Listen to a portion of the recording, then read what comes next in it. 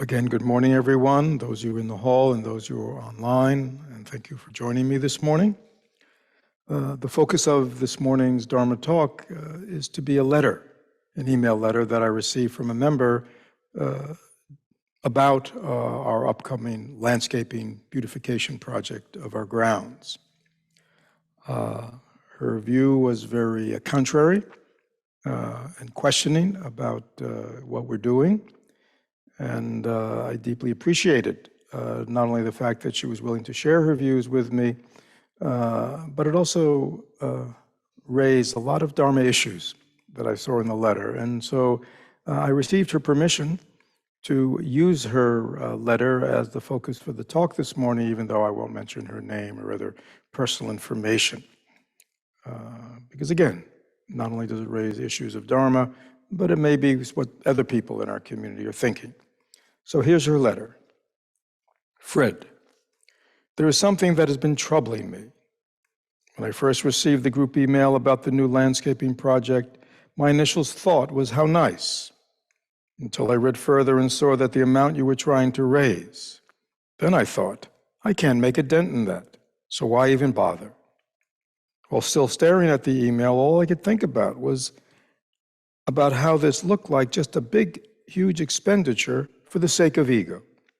I was wondering, who are we trying to impress? Are we competing for the most beautiful Buddhist practice center in the area? Are we going to be inviting more well-known and important speakers and practitioners to the center and want to make sure that we present well? I always thought that our grounds were beautiful and natural and very peaceful to spend time. And having been part of a group of people at a local church who prepared and served weekly meals to the homeless, all I could think about was a number of people in Tampa Bay who could be fed by a $160,000 donation. And that's what I'm stuck on. I can understand us wanting to make the areas that face toward the neighborhood more attractive as a benefit to all who pass by. However, do we really need to purchase high-end plants and flowers from a landscaping company? Couldn't we do without a pond or create a simple pond? I don't know. My vision would be scattering of wildflowers and planting lots of beautiful tall sunflowers. Is there not inexpensive greenery that could be planted as well? Can our designer make something with those tools? I'm not a gardener by any stretch, but I'm just trying to understand why this needs to be such an expensive and impressive venture. So again, many issues of Dharma, which I want to go into with you today, are raised in this email. But the first thing I want to talk about is I think is very central to this whole endeavor. And it's central really to Buddhist practice and Buddhist teaching, which is intention. What is the intention behind an action? Not the action, you see. The action is what is seen, right? And that's what's most obvious. But in Buddhism, that is less important than the mind of the doer, right? Because Buddhism wants human beings to transform their minds, right? To transform their aspirations in life and transform how they approach life, and not the doing. Because there's lots of times the doing can look good, but the intention, the hidden intention, may not be, right? So do we want to beautify our gardens? I can speak personally, since I'm sort of the inspiration for a lot of this. It absolutely has nothing to do with me. I mean, I've never even given that a thought, to be honest. What is the intention? To create something beautiful for beings, something nurturing for beings. To create a place, an oasis where when people come, even before they enter the Dharma hall, the meditation hall, there is something about the grounds, the gardens, that is peaceful, calm, beautiful. So this is the intention. There's no ego in this. There's no, there's no desire. It's not about trying to impress. And I want to respond to this because I understand this is the way of the world, right? Many philanthropists, they give, making sure that everybody knows they're giving, right? Making sure they're noticed, making sure they're named, and even individuals. We may be very small people, but we often want to, when we do a good deed, we want to let people know we did it, right? To let people know how good we are, how virtuous we are, right? You see, from a Buddhist point of view, actually, in traditional Buddhism, where you kind of gain merit for doing good deeds, you don't get any merit for those kinds of deeds. Or you might get a little merit because it's outwardly a good deed, but if your intention was tainted by ego, tainted by selfishness, right? There's no merit in that because the mind is not being transformed, you see. The heart is not being transformed, and that's what we want to be doing. So, in a sense, her challenge gets to really, I think, the heart of how all of us want to approach. Actually, in Zen, there's a practice, it's called hidden virtue, where you go out of your way to do a virtuous action and don't let anybody know. Right? You may help somebody, in some way, do something kind, but you don't let them know that you did it. You see? Now, why would one do that? It's not a game. It's like it gets right to that heart of this ego part of us that says, well, I'm really a generous person. Wow, I'm really a very kind, caring person. I'm really a helpful person, you see? And so there are many people who could be involved in all kinds of good activities, right? And we know in our society, you could be doing good volunteer kinds of activities from morning till night, right? And that's good. I mean, it's better than doing unvirtuous activities. But yet, the motivation may not be pure, you see. And so, in Buddhism, the first thing we check is our minds. The first thing we check is, what's my intention? Am I doing this for me, or am I doing this for others? Early on, as you notice, we call our work here, our members who volunteer here, right? We don't call it come volunteer. We call it selfless service. See, it's interesting. And then that's not just to put a feel-good kind of nice thing on it, because it's a practice, you see. To give service without wanting anything in return. You see? Without wanting recognition, acknowledgement. Good job, Fred. You see, that's the way of our society. And again, I'm not saying that if you're on the other side, that you may not thank somebody or say that to them. But from the point of view of the one who is doing whatever it is, to want that, to seek that, is not the practice of selfless service.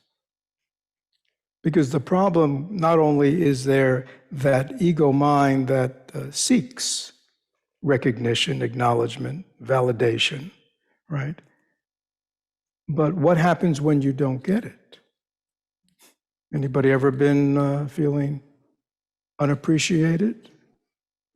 Is that anybody ever feel unappreciated? Hey, they never thanked me. Hey, I never got a card. They never, you see? Yeah, not appreciated, not being noticed, you see? That's all the ego. Self. Notice me, appreciate me, more. Never enough, right? Right? I mean, we might have been wanting that kind of recognition since we were children. And even though we might have got it our whole life, there's still that part of us, please notice me. Tell me I'm good, tell me I'm worthy, tell me I'm kind. You see, we're always looking for that external validation, right? And again, it's not like that's bad. I'm not saying, but from the point of view of somebody who's trying to be free, a heart that's free, a heart that gives, because it just wants to give.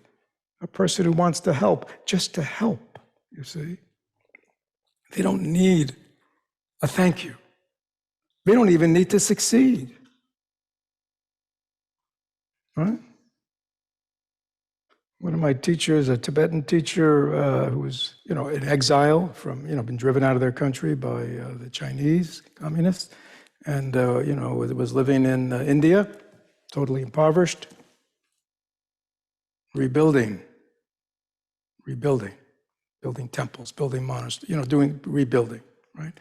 And I happened to come back to America and visited one of his sort of colleagues who had come here and had a big center here. And he said to me, you go back and you tell Rinpoche, he's wasting his time there. He said, the same thing's going to happen. This was back in the 70s. He said, the same thing that happened in Tibet with the Chinese is going to happen in India. So the communists will take over, and all this building he's doing, is all going to be destroyed, and right, same thing's going to happen. Tell him he's wasting his time, right? So when I went back to India, I told him exactly what had been said.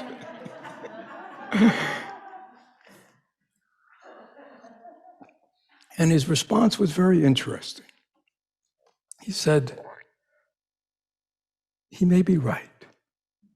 That may happen. But he said, he's totally missing the point. This is not a building. I'm not just building a building for sake to build a building. He said, I want to manifest the Buddha Dharma. I want to keep it alive. And my intention is always, that's my intention, and to keep the Dharma alive so it can continue to be of benefit to beings. Right? That's what I'm doing here. So it was and he said, and if that's true, and they come here and they destroy it, that's okay. I'll just build it somewhere else. Yeah. So again, first thing that I really that struck me here was this whole idea of intentionality and how important that is. And again, I was surprised that somebody could think that this is just a big ego trip, I guess by Fred or somebody, or the leadership team or something, which is fine. Everybody has their opinions and thoughts. But I want to make clear that that's not what this is about. So what is this about? So I want to talk about beauty, right? Because the other thing that you have expressed in here is what I would consider a very materialistic view of things, right? How do you help people? You feed them, right? And again, I'm not against feeding the hungry, but it's interesting.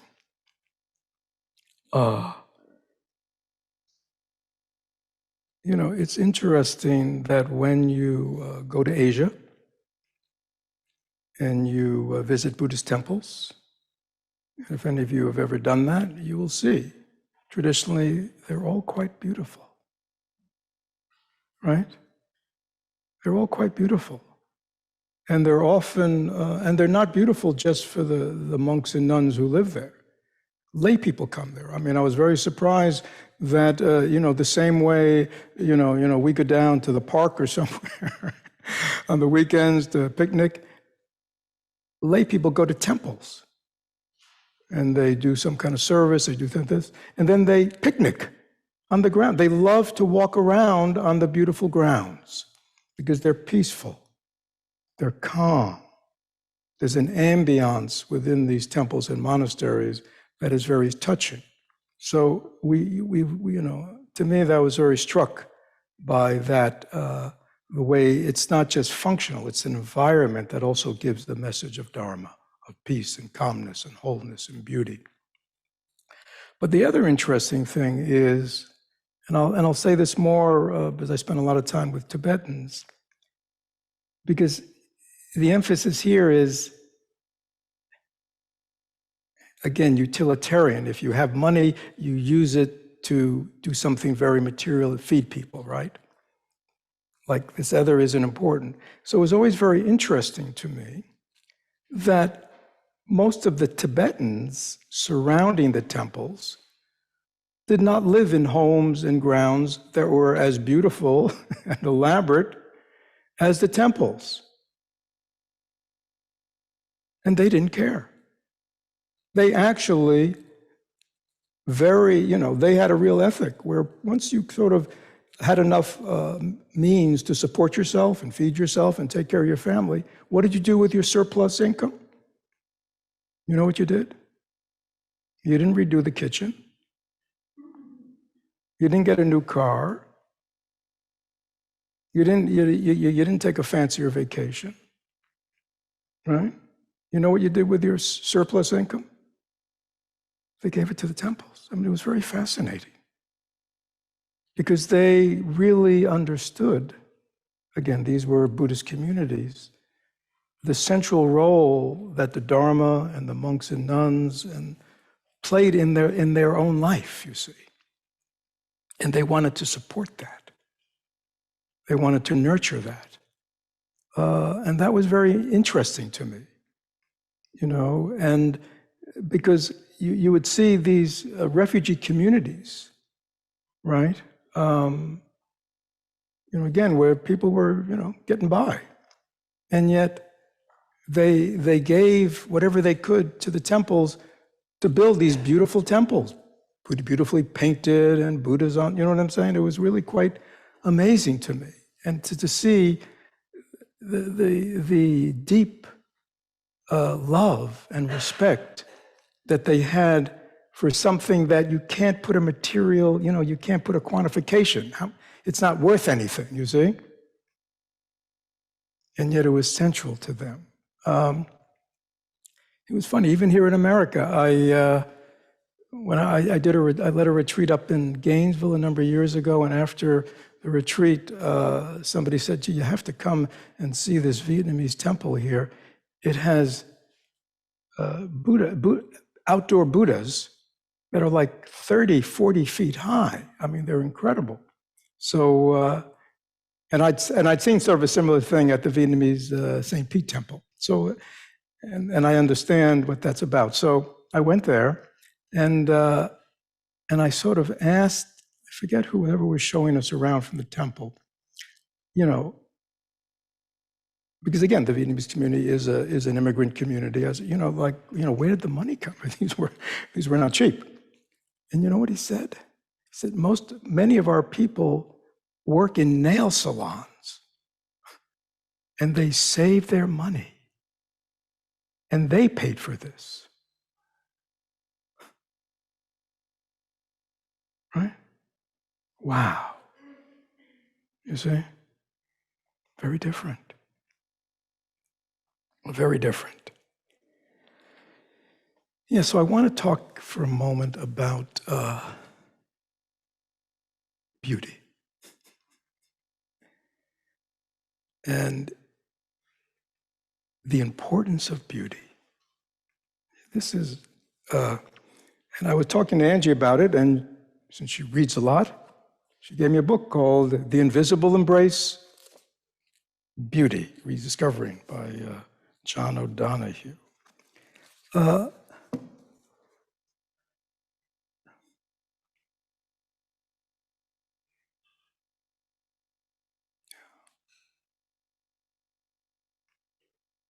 I think here we're talking, my friends, big picture. Big picture. We all know the world we live in, right? So it's in many ways, as a world, it's a dark world, isn't it? I mean, we have so many issues, right? Poverty with so much wealth, inequality, right? History of people treating each other poorly. We have people talking about the end of life as we know it due to climate change, and major cataclysmic kind of changes coming our way based on our use of fossil fuels, right? And we have wars. We continue to have wars and armaments just pouring in and people still killing each other, right? Now, this is very important. So it's a crisis, right?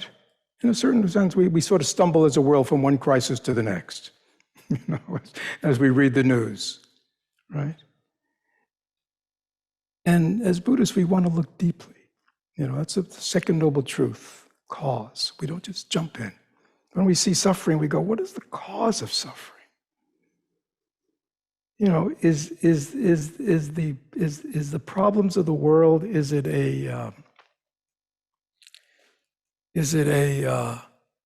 a problem of resources? Is it a social problem? Is it a political problem? You see? And based on how you look at the world and all the sufferings of the world and how you define them, you'll come up with an answer, right? Therefore, we need more programs, or we need more political change, or we need more, right, this or that. But what if, at the deepest level, the problem of our age is a spiritual crisis? A spiritual crisis. A crisis of meaning and purpose and value, right? Of people who've just lost their way, right? Lost their way in materialism, lost their way in pleasure, lost their way in greed and self-centeredness, lost their way in the pursuit of the meaningless, right? See, if you define the problem as a spiritual crisis, then the answer has to be in how do we transform and nurture and deal with this deeper crisis within the minds, the souls of human beings. Do you understand what I'm saying? And if that's the way you look at the crisis, then you go, maybe creating places of beauty where people can come and be nurtured by beauty,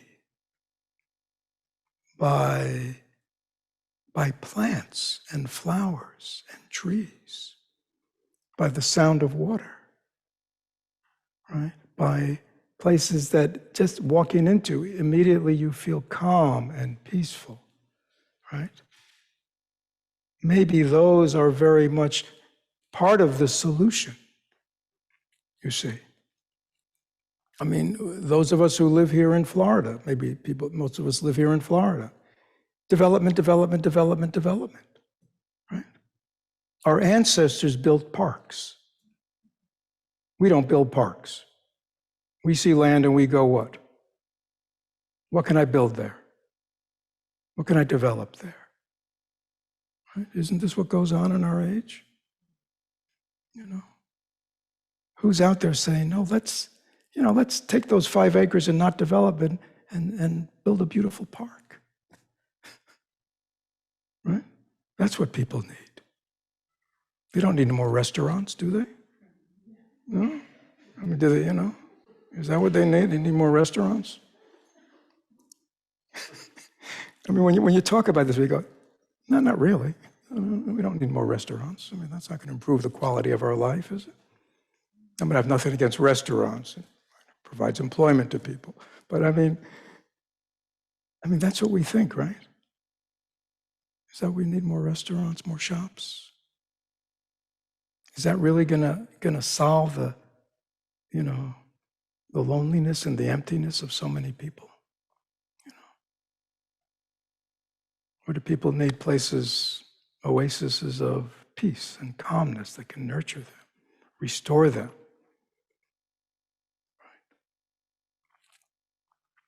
So, to me, when we are, I know $130,000 is a lot of money.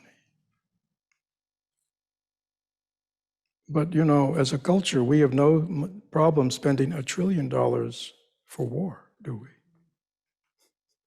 Do we? Just like that. Right? Just like that. But spend $120,000, $30,000 for plants, like that's a waste. No, I don't say that pejoratively. It's just like, it's interesting, you see, how we've kind of shifted in where we're looking. You know, we need to see bigger issues. You know, but one of the interesting things, I never read the quote from here. The human soul is hungry for beauty. We seek it everywhere in landscape, music, art, furniture, gardening, companionship, love, religion, and ourselves. When we experience the beautiful, there's a sense of homecoming. Some of our most wonderful memories of the beautiful places where we felt immediately at home. We feel most alive in the presence of the beautiful, for it meets the needs of the soul. Our current age, some natural ease has been broken. Our trust in the future has lost its innocence. We now know that anything can happen from one minute to the next. We are suddenly thrown back on ourselves. Politics, religion, economics, institutions of family and community, all have become abruptly unsure. So he's saying the same thing I said, forgive me. At first it sounds completely naive to suggest that now might be the time to invoke and awaken beauty. And he said, this is from the introduction to the book. Yet this is exactly the claim this book explores. Why? Because there is nowhere else to turn and we are desperate. It is because we have so disastrously neglected the beautiful that we now find ourselves in such a terrible crisis. So this is, I think, very important for us, you know, to look at, because, you know, big picture, you see. And again, I'm all for feeding the homeless, please. But it's, you know, we can keep reacting, you see, reacting. You know, going from one crisis to the next crisis, one difficulty to the next, one homeless person to the next, one social problem to the next, right? Jumping, one after the other, and never stop and go, what is going on here? Let us stop. What is going on here? What is the problem in the world, in society? And how can I as an individual or we as a community do something different? You see, do something different. And I would say, yeah, I mean, we have our Dharma, we have so many different things that we offer. But I would also say, that's why I was very happy when we found this rundown, dilapidated church on Nebraska Avenue. I thought, how wonderful. On this street of such sorrow. And it's changing now, but of primarily auto body shops and auto sales shops. What a place to build an oasis of beauty, to nurture people. You know, this is the spot. So, so to me, that's this landscaping project and what we're doing, which is, again, in terms of cost, it's not all that much money collectively, what we're doing. But I think it'll, you know, nurture the people who come here. Just, you know, we have 350 members, we have lots of programs, people come, and they'll be here for the future. The same way when we go to parks, we are enjoying the gifts of our ancestors who thought about us. Right? It is because of them that there are still beautiful spaces in the world, right? National parks, whatever.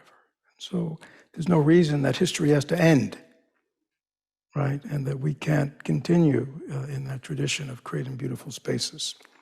And I do want to open this up. The last thing that struck me, was her statement about, so you're spending this money, how does that compare to spending it on the homeless, right? And how many could you feed for that? And I reflected on that. I thought, well, that's very interesting, you see, and very personal, you see, because it really asks, again, it asks a question. I mean, again, understanding there are many people who still live in poverty and still feeding, housing, the basic needs is still a struggle. But for those who have a little more than that, right? From a little more to a lot more, right? Then how we spend our money is an interesting thing to reflect on, isn't it? You know what I'm saying? And what's our criteria? I mean, because I was thinking, see, again, in the Buddhist tradition, there's the fourfold sangha. There's monks and nuns, and there's laymen and lay people. Monks and nuns, they made their choice. They have no money. They have no personal bank accounts. They're allowed to have 3 robes. I mean, they've made their choice, you see. So they don't have to deal with these kinds of issues. Disposable income. Where am I going to go on vacation? You know what I mean? Do I need a new fridge? Right? They don't have to deal with these issues. They probably do collectively, but we do, you see. And so I thought, well, what is our criteria? I mean, if my criteria was in everything I did, could this money be used to feed the people in poverty? Well, I probably wouldn't be doing, I mean, what would I, you know what I'm saying? I mean, I could go shopping and only buy the most essential things and think, anything a little extra, a little better, a little this, or a little more, I could, use that money and give it away, right? I mean, if every time anybody went to Starbucks or you went to the coffee shop and thought, maybe this $5 I could give, you see? Or before you took a vacation, wouldn't this money be better spent? Or on and on for everything we do. It's very personal, isn't it, when we look at it that way? And I think in a certain way, it is, I mean, certainly we talk a lot in our tradition of living a simple life, simple needs, not being attached, etc. But, as lay people who, buy clothes and buy food and have social lives, and you know what I'm saying? We have these kind of lives. How do we decide enough is enough, you see? Especially in a society which tells us what? Enough is never enough, right? Isn't that what our society tells us? You can always want more, want better, want newer. So, if that's the social ethos, how do we decide? You see? So I appreciated it, but I guess my turnaround on that would be, I think it's a personal decision. I'm not here to judge anybody else, but I think it's we all have to find our comfort level, right? With wanting to be, again, we are lay people. The Buddha gave lots of teachings for lay people. He gave different teachings for lay people than he gave for monastics. In his teachings to lay people, his teaching to monastic was, you can't have any money. His teachings to lay people was, if you are successful in life and money comes your way, use it well. Use it well to take care of yourself, your family, your friends, and if you have extra, help others. I mean, he was very clear that's, he wasn't against wealth, you see what I'm saying? He was just saying, use it wisely, use it compassionately. So again, I think we have to be very careful that we primarily be concerned about our own values and the way we conduct our life, right?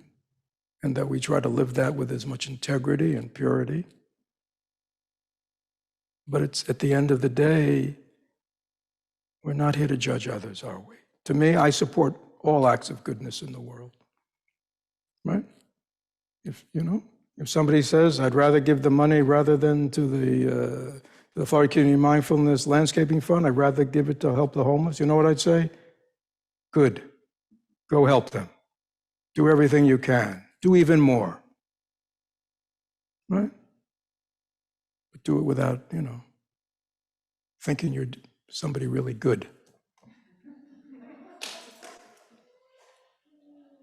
Just give. That's generosity. In Buddhism, in the Diamond Sutra, it says, we give without a sense that there's a giver, and without a sense there's actually a receiver. It's just a pure act of giving. May I be of service. May I be of help. May all beings be free of their suffering. That's all. Right? Right? Is our gift really helping anybody? We have no idea, do we? Right? We don't know the condition of people, and when we think we're helping them, whether we're helping them keeping, we don't know, do we? We don't know.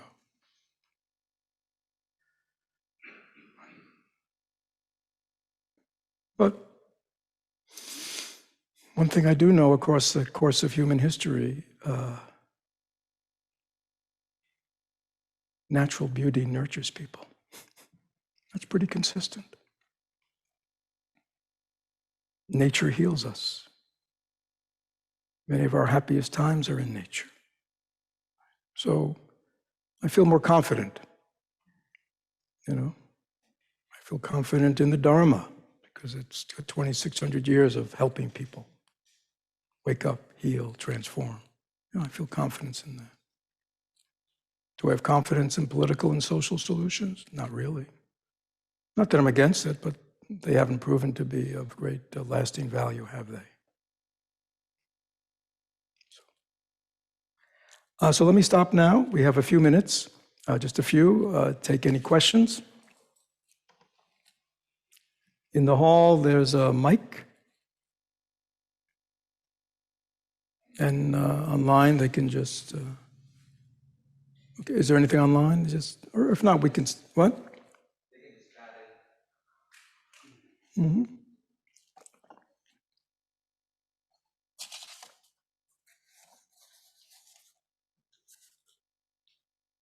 Again, I was hoping I was very moved by this letter. I was very happy this woman said this, and gave me a great opportunity to look more deeply into this situation. Yes? Is there anybody online? No, someone just said, please consider lots of fruit trees. Well, this woman put in a plea for the honeybees. Yeah. Yes.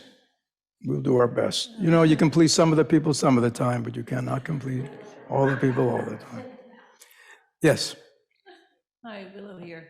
I just wanted to say that I've just been reading some interesting books on brain health, and that nature and sounds of water, literally create chemicals in your body that are healing. It's not something that we've just made up. It's this response to beautiful things and to nature in general. There's actually chemicals that the plants exude. beyond the carbon dioxide the oxygen that we breathe. There are chemicals that actually have healing effects on the human body, and I'm all for it myself. The other thing is that money is relative.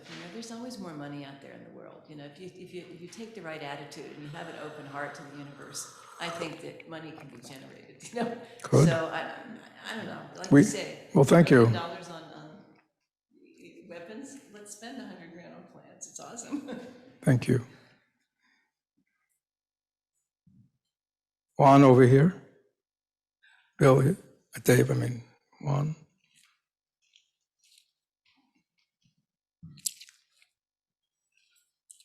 So my question would be, So when we give, even just thinking that brings good karma to us, is that not the proper thinking when we're giving, just kind of detaching ourselves from the act of giving itself? Yeah. So that's what Juan is talking about. In traditional Buddhism, okay, there is the whole concept of punya, which is like merit, where actually you're absolutely right. It's almost like you do get some, it's like getting money in the bank. There is an idea that, by having a pure mind, by doing a pure action, one is developing good karma for oneself, which will benefit one in the future. Yeah. So from that point of view, that's kind of like a higher order ego. It hasn't approached egolessness, but it understands, that having a generous heart, having an open heart, right? Being helpful and kind to others generates good karma for me. Yeah.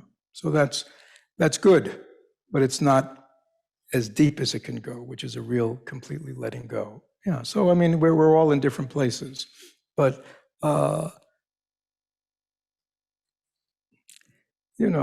remember when I saw the Dalai Lama in '75 when I first went to India, and I just had gotten there, and he said, and he said, India, he said, you're going to encounter beggars everywhere, right? They're ubiquitous in India, very poor country, lots of impoverishment. So you're going to see beggars everywhere. And he said, giving them a little and helping them, he said, that's okay. But he said, the most important thing is your mind, right? He said, and this is what he told me. He said, you say to that, you look at the person and you in your mind, as you give to them, you say, at this point, I can only give you 5 rupees. But at some point, when I am a Buddha, I will have the ability to liberate you from all your suffering. So even because one of these things she said was, see, this is the mind training. So she said in the beginning, when I saw the amount and I saw what I could give, I realized that wouldn't make a dent in the total. But you see, I would say, no, that's not the way to approach it. You would say, at this point, all I can offer is $25.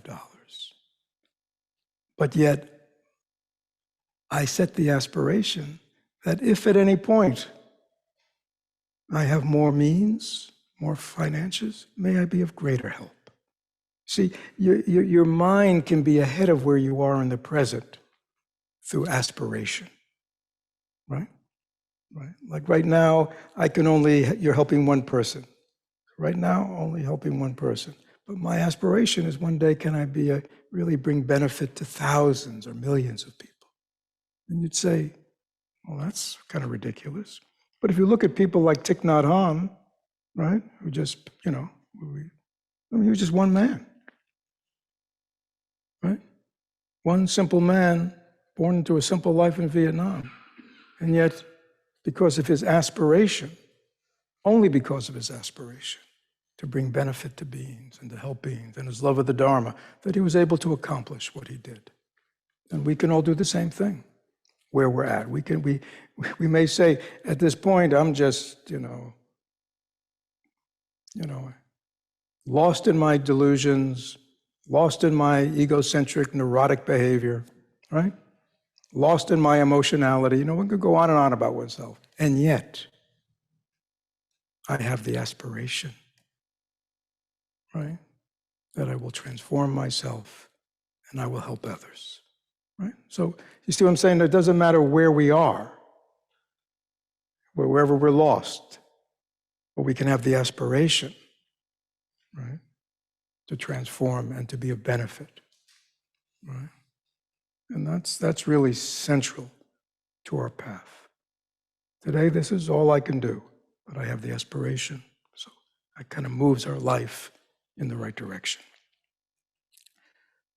Maybe we have time for one more. Is there anything online? I have questions, but there's Okay. Any other questions? Yeah? Oh, okay. No questions, but a comment. Mm-hmm. I look for support, universality of spiritual experience. And so I bring to mind one of the native teachings of beauty before me, beauty below me, beauty above me, beauty around me. Let me walk the beauty way. And I think that's supporting. So that's from the Native American tradition. Yeah. Let me walk the beauty way. Yeah, the beauty way. Yeah. What does that mean? Yeah, that's very right. Yeah. Isn't that what we really all want? To walk the way of beauty in our life? Yeah.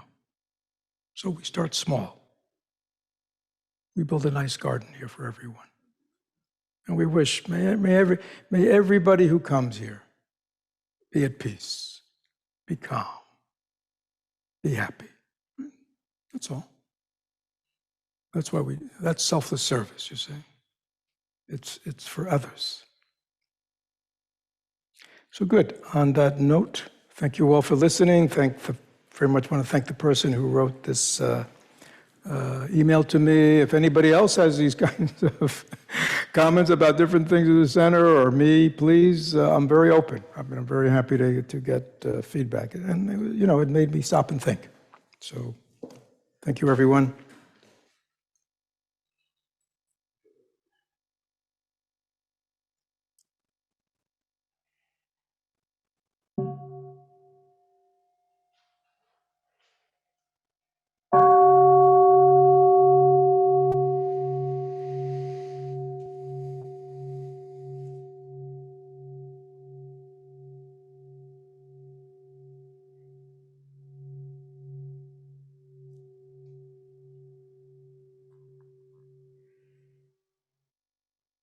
Thank you, Fred.